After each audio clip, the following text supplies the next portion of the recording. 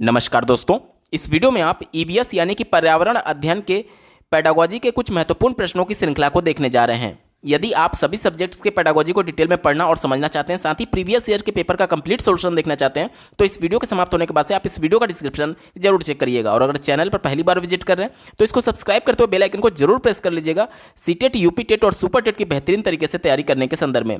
चलिए दोस्तों, आज के इस महत्वपूर्ण सेशन को शुरू करते हैं।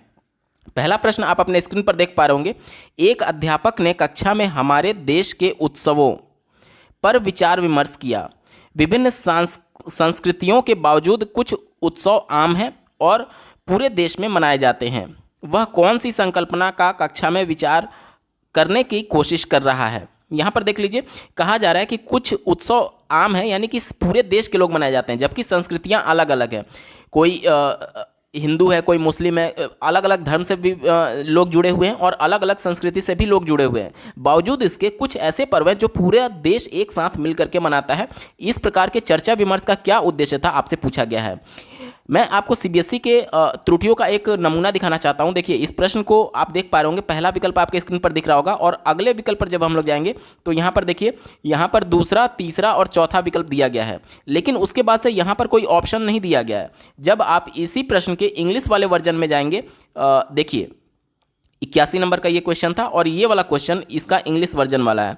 इसमें देखिए ये 4 ऑप्शन दिए गए थे और इसके बाद यहाँ पर अलग से ऑप्शंस दिए गए थे, यानी कि कौन कौन से विकल्प यहाँ पर सही है, जो कि हिंदी पार्ट वाले में नहीं दिया गया था। इस वजह से इस प्रश्न को सॉल्व करने के लिए हम लोग इंग्लिश वाले प्रश्न की मदद लेंगे। ठीक है, चलिए अब पहले विकल्प से शुरुआत करते हैं। पहला विकल्प दिया गया था हमारे जीवन में उत्सवों के मूल्य, ये बताने के लिए। तो ये बात बिल्कुल सही है, क्योंकि जो मूल्य है, उत्सवों का जो मूल्य है वो कितना इंपॉर्टेंट है हमारे जीवन में, ताकि हम अपने सांस्कृतिक चीज़ों के बारे में जान सकें। जैसे कि आज हम लोग दिवाली मनाते हैं, होली मनाते हैं, तो किसी न किसी कारण की वजह से मनाते हैं। उसका कुछ ना कुछ पहले इतिहास रहा है, जो कि हमारे एक तरीके से संस्कृतियों से जुड़ा हुआ है। ठीक है, तो ये उत्सवों के मूल्य हमारे जीवन में बहुत महत्वपूर्ण होते हैं, यानी कि ये आपका सही हो गया। ठीक है, दूसरा विकल्प दिया गया है विभिन्न संस्कृतियों में एकता। जैसे कि मान लीजिए कोई हिंदू त्यौहार है, जैसे कि होली है, तो उसमें मुस्लिम लोग भी आकर के शामिल होते हैं। मान लीजिए ईद है, तो उसमें दूसरे हिंदू लोग भी आकर के शामिल हो रहे हैं। तो ये क्या है, ये अलग अलग संस्कृतियां हैं और अलग अलग धर्म जाति विशेष से जुड़े हुए लोग हैं। तो ये जो त्यौहार हैं कहीं ना कहीं लोगों को एक रिश्ते में बांध रहे हैं, एक इंसानियत के रिश्ते में बांध रहे हैं। तो यानी कि ये भी संस्कृतियों में एकता को प्रदर्शित करता है त्यौहार, इस वजह से ये भी पॉजिटिव था। तीसरा देखिए, उत्सवों में कोई सांस्कृतिक या प्रादेशिक अवरोध नहीं होता है। यही बात मैं कह रहा हूं कि देखिए, हिंदू मुस्लिम का जो भी त्यौहार है या फिर सिख ईसाई का जो भी त्यौहार है, आपके मित्र में कई ऐसे होंगे जो कि विशेष जाति, दूसरे जाति से जुड़े हुए होंगे। आप भी उनके त्यौहार में शरीक होते होंगे, वो भी आपके त्यौहार में आकर के आपसे मिलते होंगे। तो जो उत्सव होते हैं, जो त्यौहार होते हैं, उनका कोई भी सांस्कृतिक या फिर प्रादेशिक अवरोध नहीं होता है। सभी लोग इसको एक साथ मिलकर के मनाते हैं। यही ये भी पॉजिटिव था, आपका उत्तर होगा। चौथा देखिए, उत्सव हमें शांति और आनंद देते हैं। देखिए, जब हम एक जाति विशेष से समुदाय से जुड़े हुए लोग दूसरे जाति विशेष के त्योहारों में सम्मिलित होते हैं, तो निश्चित तौर पर हम उनकी संस्कृति के बारे में जानते हैं, जानने की कोशिश करते हैं और साथ ही साथ एक तरीके से हम में सौहार्द विकसित होता है और हम किसी दूसरे से द्वेष की भावना नहीं रखते हैं। तो ये कहीं ना कहीं जो उत्सव हैं वो हमारे अंदर शांति और आनंद का अनुभूति कराते हैं। यानी ये भी आपका सही हो गया, यानी कि ए बी सी डी चारों विकल्प इसके सही हैं। अब चलिए, यहाँ पर चूंकि कोई विकल्प दिया नहीं गया था, इस वजह से हम लोग इंग्लिश वाले प्रश्न का हेल्प लेंगे। यहाँ पर देख सकते हैं, यहाँ पर जो विकल्प दिए गए थे ए बी सी डी के फॉर्म में दिए गए थे और ऑप्शन नंबर 1 देखिए हमारा क्या था, चारों विकल्प सही था। तो ऑप्शन नंबर 1 देखिए ए बी सी डी इसका बिल्कुल सही जवाब हो जाएगा। उम्मीद करता हूँ आपको अच्छे से समझ में आया होगा। अगला प्रश्न पूछा गया है, एक ग्रामीण विद्यालय की अध्यापिका भोजन संरक्षण की तकनीकियों का शिक्षण दे रही है, उसके लिए उत्तम युक्ति होगी। देखिए, भोजन संरक्षण कहने का मतलब कि किस प्रकार से हम लोग भोज्य पदार्थों को या फिर खाद्य पदार्थों को लंबे समय तक संरक्षित रख सकते हैं बिना खराब हुए। तो इसके टेक्निक्स के बारे में बताने के लिए टीचर एक तरीके से प्रयास कर रही है, शिक्षण दे रही है। तो देखिए, बच्चे को जब भी उसके परिवेश से जोड़ करके बताया जाएगा, तब वो उसका जो ज्ञान होगा, जो अधिगम होगा, वो अर्थपूर्ण होता है। क्योंकि ईवीएस में बच्चे के परिवेश से जोड़कर ही बताया जाता है। तो वो वाला विकल्प आपका पॉजिटिव होगा जिसमें बच्चे का परिवेश शामिल होगा। ठीक है, पहले विकल्प से शुरुआत करते हैं। पहला विकल्प दिया गया है, अपने आप विभिन्न संरक्षण विधियों के प्रतिरूपों का चार्ट बना करके उसको प्रयोग करना। देखिए यहाँ पर टीचर चार्ट बना रहा है, यानी कि बच्चा उसमें सहभागिता नहीं दिखा रहा है। बच्चा जिसमें एक्टिवली पार्टिसिपेट करता है वहीं उसका अर्थपूर्ण अधिगम होगा। चूंकि इसमें बच्चा पार्टिसिपेट नहीं कर रहा है, इस वजह से बच्चा इसमें अर्थपूर्ण अधिगम नहीं कर पाएगा। निगेटिव था, आपका उत्तर नहीं होगा। दूसरा देखिए, भोजन के उन नमूनों को प्रदर्शन करना जिन्हें संरक्षित किया जाता है। तो यहाँ पर एक तरीके से नमूने केवल बोला जा रहा है, सैंपल की बात की जा रही है, तो बच्चे इसमें भी एक्टिवली पार्टिसिपेट नहीं कर रहे हैं, इस वजह से आपका उत्तर नहीं होगा। तीसरा देखिए, विभिन्न संरक्षण विधियों का पावर पॉइंट प्रस्तुतिकरण यानी कि पीपीटी, जैसे कि आप लोग जानते हैं कि माइक्रोसॉफ्ट पावर पॉइंट होता है जिसमें पीपीटी बना करके प्रेजेंटेशन दिया जाता है। तो आप बच्चों को एक तरीके से किताबी ज्ञान दे रहे हैं, पीपीटी के माध्यम से आप बस हेडिंग लिखते हैं और उसको एक्सप्लेन करते हैं। तो इसमें आपको व्याख्या करने की जरूरत है। व्याख्या प्राइमरी स्तर के बच्चों के लिए वैसे ही निगेटिव शब्द है, और वैसे भी अगर आप सिर्फ लेक्चर दे करके चले जाएंगे या फिर पीपीटी के माध्यम से प्रस्तुति करेंगे तो बच्चा उसमें एक्टिवली पार्टिसिपेट नहीं कर पा रहा है। जब तक बच्चे का सहयोग नहीं लिया जाएगा, सहभागिता नहीं लिया जाएगा, तब तक उसका अर्थपूर्ण अधिगम नहीं होगा। तो ये भी निगेटिव था, आपका उत्तर नहीं होगा। एक ही विकल्प बचा ऑप्शन नंबर 4। देखिए, अड़ोस पड़ोस में क्षेत्रीय भ्रमण। अब जब बच्चा क्षेत्रीय भ्रमण करेगा तो निश्चित तौर पर वो एक्टिवली पार्टिसिपेट कर रहा है, खुद चीज़ों को करके सीख रहा है, ठीक है, का आयोजन करके घरों में उपयोग होने वाले संरक्षण विधियों का अवलोकन करना। जब बच्चा खुद चीज़ों को देख रहा होगा, निश्चित तौर पर वो एक्टिवली पार्टिसिपेट कर रहा है और उसकी वजह से जो उसका अधिगम होगा वो अर्थपूर्ण होगा। ऑप्शन नंबर 4 पॉजिटिव था और यही इसका सही जवाब हो जाएगा। अगला प्रश्न पूछा गया था, एक ईवीएस की शिक्षिका एनसीईआरटी के एक पाठ 2 फुलवारी पढ़ा रही है। शिक्षण के लिए वह निम्न में से किन संसाधनों का उपयोग कर सकती है? फुलवारी बच्चे को पढ़ाना है तो कौन कौन सा यहाँ पर रिसोर्स उपयोग किया जा सकता है? दिए गए विकल्प में से आपको बताना है। पहला दिया गया भारत का मानचित्र। देखिए, भारत के मानचित्र में कई प्रकार के मानचित्र होते हैं, जिसमें कहाँ पर फूलों के बागान है, बड़े बागान है, कहाँ पर कौन सा फूल मिलता है, इन सब का मानचित्र पर हम लोग चित्रण कर सकते हैं। तो कहीं ना कहीं फुलवारी इससे जुड़ा हुआ है कि बच्चों को हम मानचित्र पर दिखा सकते हैं कि कहाँ पर किस प्रकार के फूल या फिर फुलवारी पाई जाती है। तो ये विकल्प पॉजिटिव हो गया। दूसरा देखिए, मधुबनी चित्रकला। मधुबनी चित्रकला विशेष चित्रकला होता है जिसमें जो ओरिजिनल फूल होते हैं, जो वास्तविक फूल होते हैं, उनके रंगों का प्रयोग किया जाता है। तो इसमें भी फूलों का जिक्र किया जाएगा, यानी कि ये भी आपका सही हो जाएगा। तीसरा देखिए, विभिन्न स्थानीय फूल। स्थानीय फूल तो बिल्कुल सही है क्योंकि फुलवारी की ही बात की जा रही है, फुलवारी में फूल ही होते हैं, ठीक है। तो स्थानीय फूल जब बात की जाती है तो बच्चों के परिवेश से ये जुड़ा हुआ है, उसके स्थानीय क्षेत्र से जुड़ा हुआ है, इसलिए ये पॉजिटिव था, आपका उत्तर होगा। चौथा देखिए, कार्यपत्रक। देखिए, यहाँ पर कार्यपत्रक यानी कि वर्कशीट भी बिल्कुल पॉजिटिव है। कैसे पॉजिटिव है? जैसे देखिए, बच्चे को जब आप मानचित्र में बता रहे हैं कि यहाँ पर ये फूलों की बागवानी है, यहाँ पर ये फूल पाए जाते हैं, उसके बाद से आप बच्चे को वर्कशीट के माध्यम से उस पूरे कॉन्सेप्ट को जांच सकते हैं कि बच्चा सीखा है या नहीं। बच्चे को एक तरीके से वर्कशीट के माध्यम से आप होमवर्क देंगे तो बच्चा जो कुछ भी पढ़ा है उसे एक्सप्लोर कर पा रहा है या नहीं, इसकी जानकारी ली जा सकती है। यानी कि ये भी कहीं ना कहीं पॉजिटिव था, यानी चारों विकल्प इसको पॉजिटिव हैं। ऑप्शन नंबर 1 देखिए, ABCD इसका सही जवाब होगा। अगला प्रश्न पूछा गया था, कक्षा 4 के विद्यार्थियों को अनधिकार शिकार के प्रति संवेदनशील करने के लिए निम्नलिखित में से कौन सी विधि प्रभावकारी होगी? देखिए, यहाँ पर बात की जा रही है कि इलीगल जो शिकार किए जाते हैं उसको रोकने के लिए किस प्रकार से बच्चों को संवेदनशील कर सकते हैं। तो देखिए, सबसे पहले आपको बच्चों को इस बारे में अवगत कराना होगा कि किस प्रकार से कानूनी कार्रवाई की जाती है अगर आप अनधिकार शिकार में पाए जाते हैं, या फिर ये तो बच्चों का कानूनी डर बच्चों के अंदर पैदा किया जा सकता है। साथ ही साथ बच्चों को जो लुप्त प्राय प्राणी है उसके बारे में भी आपको बताना है। तो समय समय पर विभिन्न संस्थाओं के द्वारा लुप्त प्राय जो प्राणी होते हैं, जो जानवर होते हैं, उसके बारे में सूचना न्यूज़पेपर में प्रकाशित की जाती है। और कौन सी राज्य सरकार ने क्या कुछ नए कदम उठाए हैं शिकार को रोकने के लिए, ये सब कुछ समाचार पत्र में प्रकाशित होते हैं।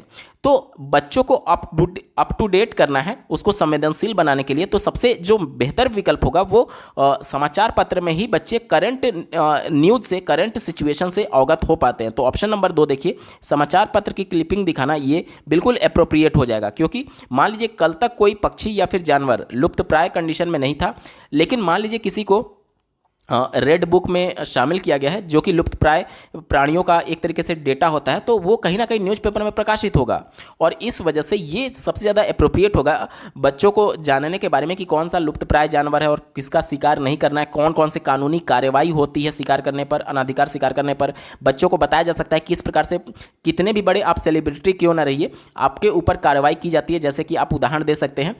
तो ये सभी चीज़ें एक तरीके से बच्चों को अवेयर करने में मदद करेंगी इस अनाधिकार शिकार के प्रति और संवेदनशील बनाएंगे, ठीक है। तो ऑप्शन नंबर 2 बिल्कुल सही जवाब हो जाएगा। अगला प्रश्न पूछा गया था, व्यवसाय में रूढ़िवादी छवि के मुद्दों के प्रति विद्यार्थियों को संवेदनशील करने का प्रभावशाली तरीका कौन सा है? तो यहां पर देख लीजिए, जो बच्चा खुद देख रहा होगा, होते हुए चीज़ों को समझ रहा होगा, नाटकीय अंदाज में ही सही, वहीं आपका सही विकल्प होगा। क्यों? क्योंकि देखिए यहाँ पर बच्चा उस पूरे परिप्रेक्ष्य को समझाने के लिए उसको एक तरीके से कैरेक्टर्स बिल्ड किए गए हैं जो कि उस पर्टिकुलर पात्र को जी रहे होंगे और बच्चे उससे को रिलेट कर सकते हैं। क्योंकि बच्चा एक तरीके से जिस प्रकार से मॉडल आप बनाते हैं, चीज़ों का प्रतिमान बनाते हैं, उसी तरीके से एक तरीके से वीडियो क्लिप के माध्यम से ये एक तरीके से प्रतिमान है, नुक्कड़ नाटक। और इसको देख करके बच्चे उस पूरे सिचुएशन से, उस पूरे रूढ़िवादी छवि से, व्यवसाय के रूढ़िवादी छवि से अपने आप को कोरिलेट कर पाएंगे और एक तरीके से संवेदनशील हो पाएंगे। ऑप्शन नंबर 2 नुक्कड़ नाटक इसका बिल्कुल सही जवाब हो जाएगा। अगला प्रश्न पूछा गया है, पर्यावरण अध्ययन के उद्देश्यों को सफल करने के लिए पाठ्यचर्या आधारित होनी चाहिए। तो यहां पर देख लीजिए, पर्यावरण के बारे में हम लोग पढ़ते हैं, फिर पर्यावरण के माध्यम से पढ़ते हैं और पर्यावरण के लिए पढ़ते हैं। यानी कि पर्यावरण को बचाना है हमें, ठीक है, पर्यावरण को बचाना है तो पर्यावरण के लिए हम लोग पढ़ रहे हैं, ठीक है।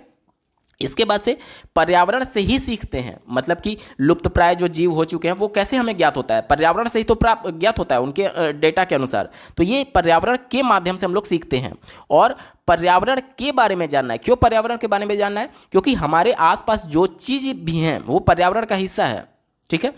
तो हमारा अस्तित्व तभी है जब पर्यावरण सुरक्षित रहेगा। तो ये पर्यावरण के बारे में हम लोग अधिगम करते हैं। तो ऑप्शन नंबर 2 बिल्कुल सही जवाब हो जाएगा। अगला प्रश्न पूछा गया था, अध्यापक ने अपने छात्र को विद्यालय के बगीचे में गुलाब के पौधों को ढूंढने के लिए कहा।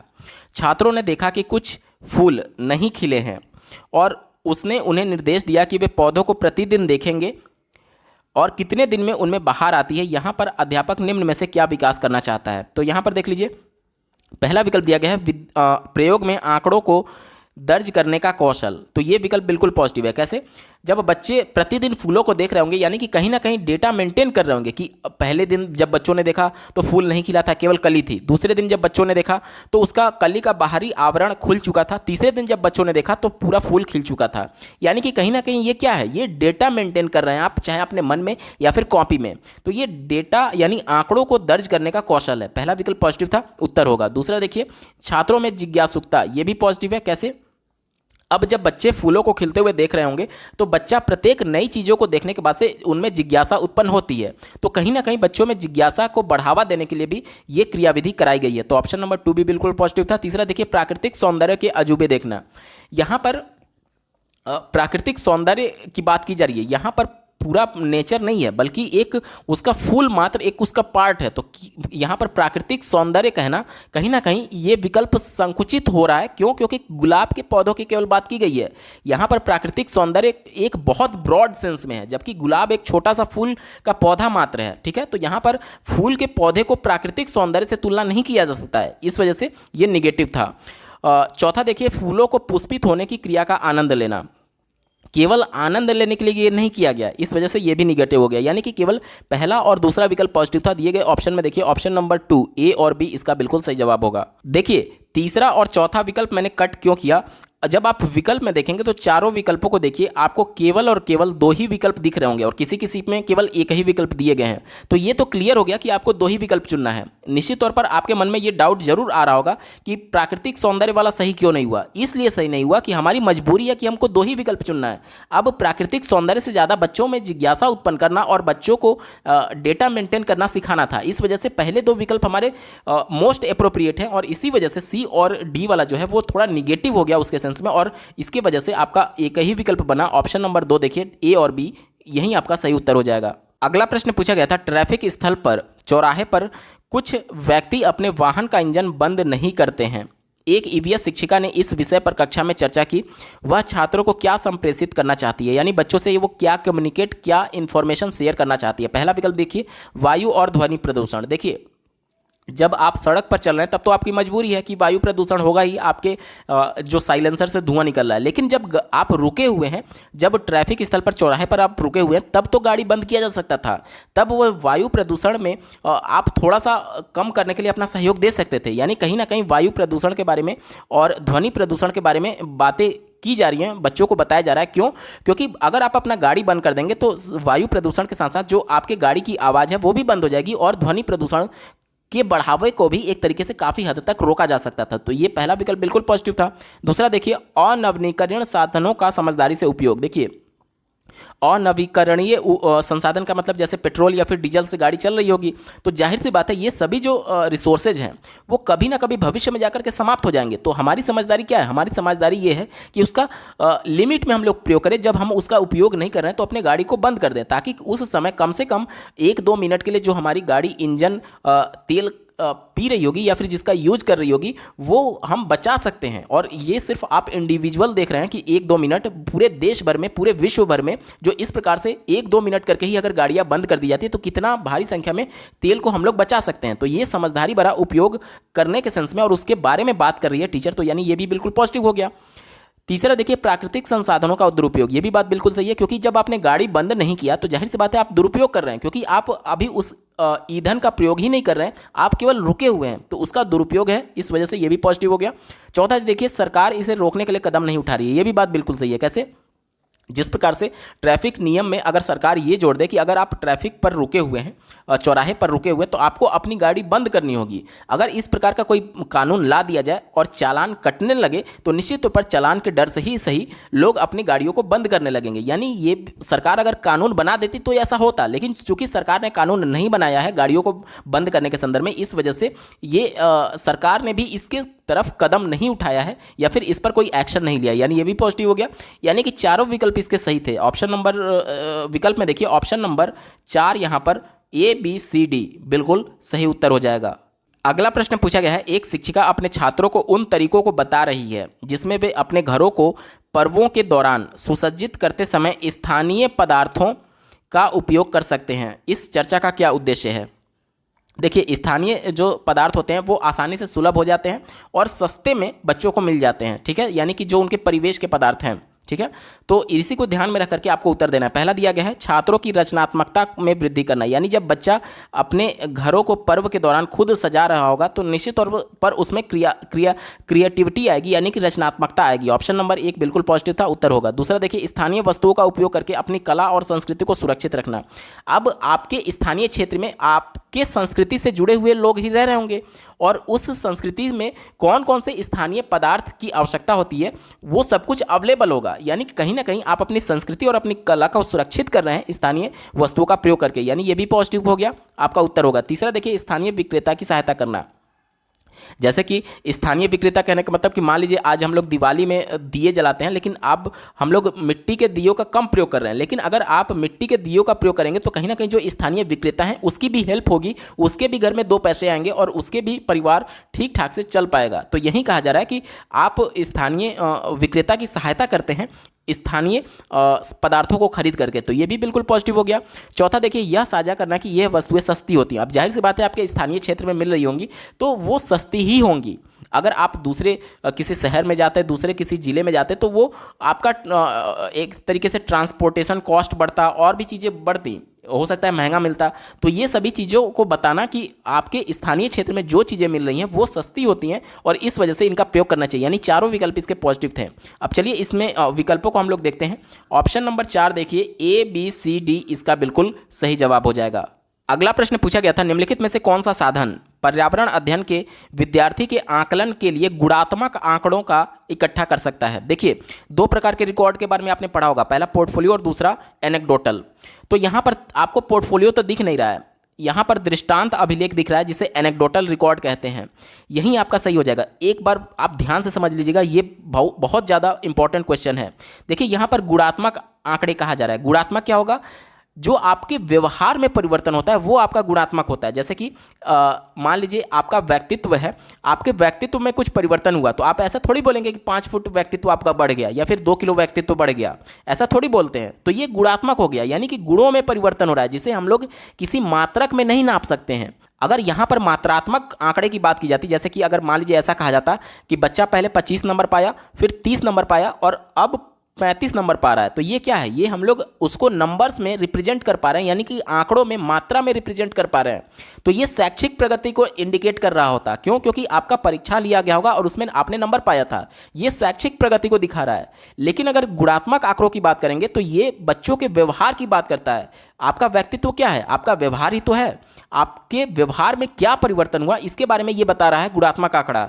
और जब भी व्यवहार में परिवर्तन होता है तो उसे हम लोग एनेक्डोटल रिकॉर्ड में मेंटेन करते हैं। इस वजह से दृष्टांत अभिलेख, जिसे अंग्रेजी में एनेक्डोटल रिकॉर्ड कहते हैं, ये आपका सही विकल्प हो जाएगा। अगर यहाँ पर शैक्षिक प्रगति की बात की जा रही होती तो पोर्टफोलियो होता, लेकिन जब भी व्यवहार की बात की जाती है तो हमेशा व्यवहार एनेक्डोटल रिकॉर्ड में मेंटेन किया जाता है। दोस्तों, ईवीएस पेडागोजी के प्रश्नों की ये श्रृंखला आपको कैसे लगी कमेंट के माध्यम से जरूर बताइएगा, क्योंकि आपका एक कमेंट मुझे मोटिवेट करेगा ऐसे ही महत्वपूर्ण वीडियो लाने के संदर्भ में। अगर आप प्रीवियस ईयर पेपर के साथ साथ सभी सब्जेक्ट के पेडागोजी को डिटेल में पढ़ना और समझना चाहते हैं तो इस वीडियो के समाप्त होने के बाद से इस वीडियो का डिस्क्रिप्शन जरूर चेक करिएगा। और अगर चैनल पर पहली बार विजिट करें तो इसको सब्सक्राइब करते हुए बेल आइकन को प्रेस कर लीजिएगा। इस वीडियो को देखने के लिए आपका बहुत बहुत धन्यवाद। भगवान करे आपका दिन शुभ हो।